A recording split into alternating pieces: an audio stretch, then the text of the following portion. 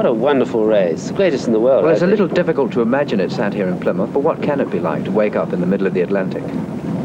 You mean in bad conditions? No, a good day. Oh, in a good day. Oh, it's marvelous.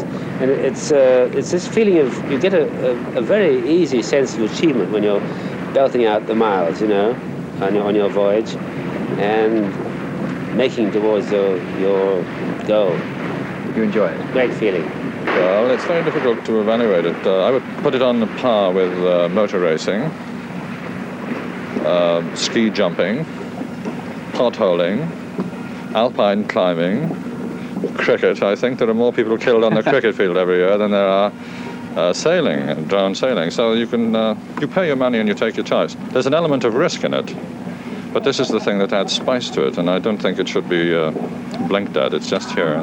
It's a bit like crossing the Atlantic on a pogo stick, because we bounce from wave top to wave top all the way across. There's no ploughing through a wave like there is with a bigger boat. She just skips along the top. I had a pig of a week on the qualifying cruise. It was in March and the weather was terrible. And coming back from a loop out into the Atlantic, off the Scillies, I ran into a very heavy easterly gale and got knocked over a couple of times in 30-foot waves. And she came up completely unscathed, not even a shackle pin broken. I was a bit shaken, but she was fine, and that was a great comfort to me. And what does David's wife Sandy think about it? Basically, I feel really good about it. I have a lot of anxieties. It's a big ocean, it's a little boat, and I'd really hate to lose him, but he really wants to do it, and it's a dream, and that's good. To enter the race, all you need is a boat, proof that you've sailed her 500 miles alone, and an entry fee of £20. The only prize is a trophy, but international fame for the boat, its builder and skipper is the real reward for the winner. We know that there's no chance of winning. The chances of even sort of coming in the handicap are very slight, so we're just going to do it for the race itself. If I can get reasonable conditions and make it on the sunny side of 40 days, between 40 and 50, then I stand a very good chance.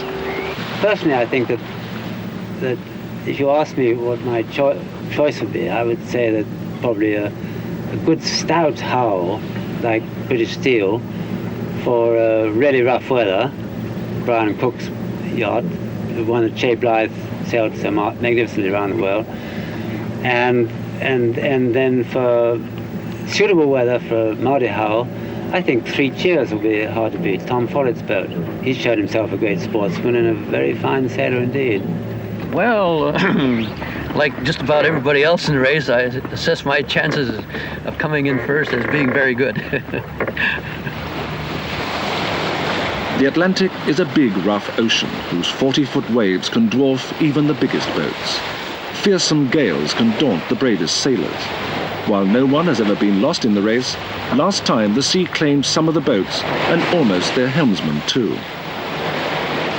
I don't think it's any more dangerous really than anything else. In fact, I'd just as soon not have to cross Piccadilly Street in London as far as danger is concerned.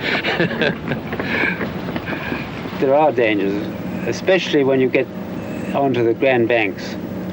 I'd like to avoid the Grand Banks of Newfoundland because it's simply speckled with trawlers and mother sailing ships, and